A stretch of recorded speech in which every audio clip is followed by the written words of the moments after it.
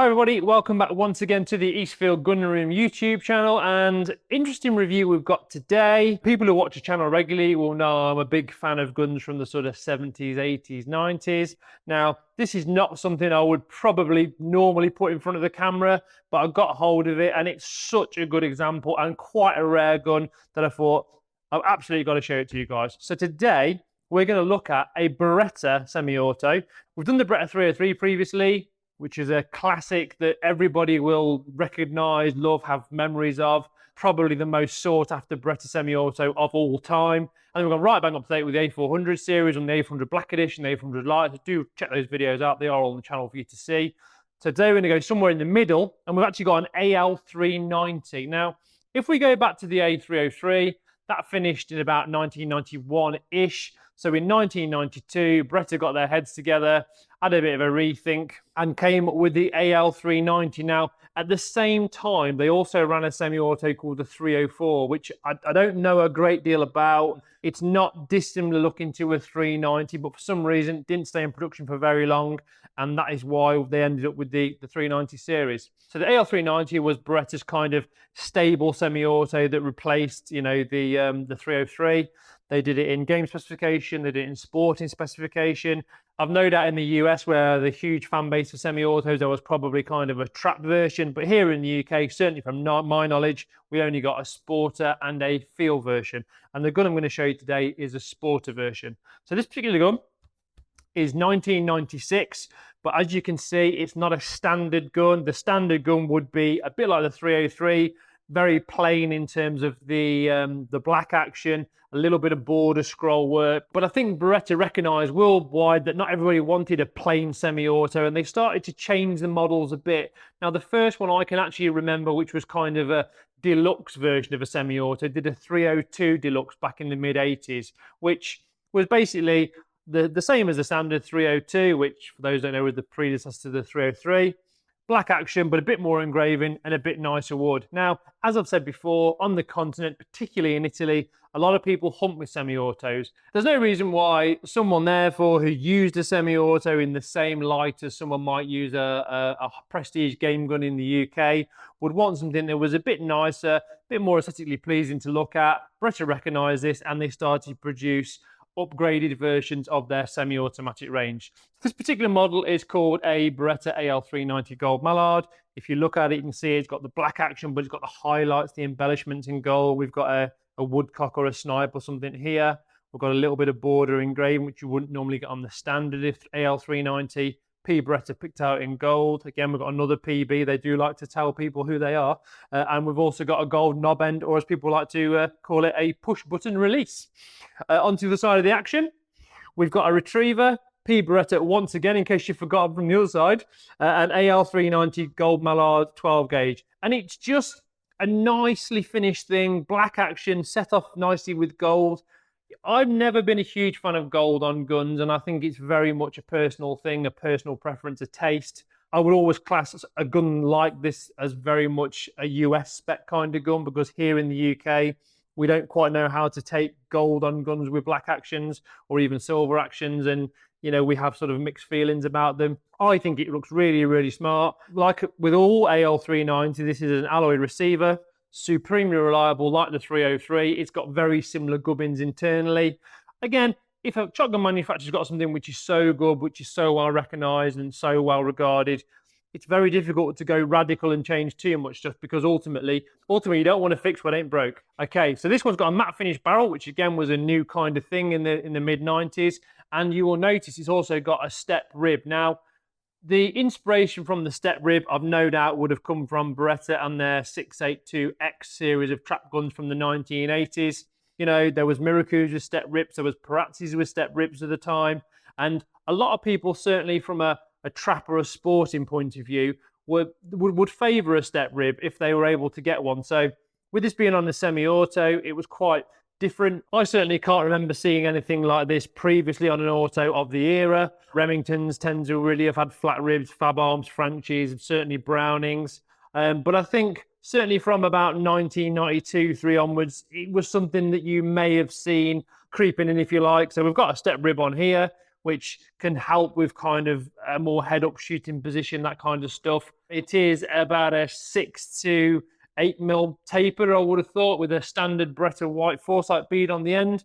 3-inch chambers, which again, if you go back to the 303, they were all 2 3/4. So what this kind of made the 390 a bit more universal, a bit more of a crossover gun. You could take it clay shooting, but equally you could take it wildfowling and put big heavy cartridges, big heavy 3-inch cartridges through it, no problem whatsoever. And to add to the fact that it was an obvious upgrade from the standard gun, you also got the gold trigger. I would imagine on the AL390, it's been a few years since the standard one, to be fair. I think it was silver, don't quote me on that. And also, in terms of the actual bolt, actually got a dual bolt as well. So if you couple the fact that it's got the dual bolt, all the gold bits and pieces, the matte finish, it just presents really, really well. And the reason I wanted to show you this gun is because it's in exceptional condition because of the age. If you look just at the gold on the trigger, which is essentially done with a Sharpie, it hasn't worn at all. There's just no wear on this particular example. So we'll take the forend off. Now this is a bit different to a 303 because what they did is Beretta incorporated, I'll show you now, a spring like Zebedee off the Magic Roundabout. So we'll pop the forend forward. Incidentally, also the bottom of the carrier is also jeweled. Again, another nice little enhancement and embellishment, if you like. So this particular gun is a 30-inch barrel, which again, at the time, most semi-auto sales, certainly here in the UK, as they are now, will probably be been 28-inch. So it's a bit different. So we take the forend off, and what you've got, even though you've got Beretta's kind of standardized piston cup, we love a piston cup joke, on the front of the, on the middle of the barrel where the gas ports are, what Beretta did is they incorporated this spring which went on the end, and I think it was just simply to retain the forend a bit tighter because you've got these wooden cleats that fit into the action nicely. Again, attention to detail. And what you've got to remember is at the time, these guns weren't in its standard form. This wasn't a massively expensive gun. Yes, you'd have paid a few £100 more to have the gold and the upgraded features. Incidentally, just to point out, this is a Beretta mobile choke gun because, of course, at the time, this was before the eventuality of Optima and Optima HP that were innovations since that time. We've talked about 3-inch chambers, also 18.5, so it's nominal board, as most guns of that period would have been. So pop the barrel off, remove the Boeing Zebedee spring. So again, you can see it's a matte finish. There's your piston cup. And as with all Beretta autos, as with most semi-autos you can get hold of, it would have initially come with a shimming system. So again, we talk about changing the fit of the gun. So we can change the cast, the drop. Also, this particular recoil pad, which is quite interesting because at the period, we didn't have microcores. We had this quite gummy, I'm going to use the term, sort of textured Beretta rubber butt pad. And to finish off, as you would expect it with an upgraded model, you get a really, really nice piece of wood. Now, you know, it's been a long time since I've seen a piece of wood as good as this on a semi-auto. Don't get me wrong. The A400 series we reviewed, the black edition, don't forget to check the video out.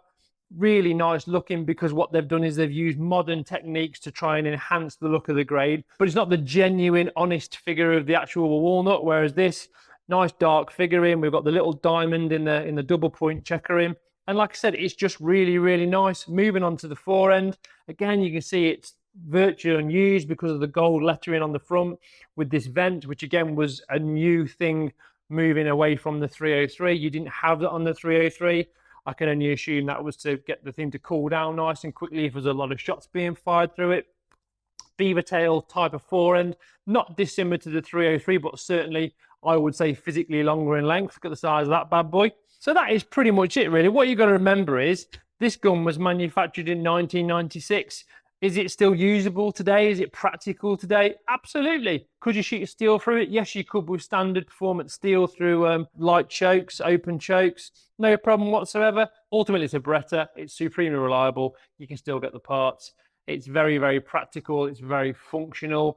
You know, you might not be hugely into semi-autos, but you can't ignore the fact that for certain things, they are very, very handy, very useful. Pigeon shooting, 3 cartridges, wild fowling, low recoil because of the way the recoil is absorbed via the gas operating system.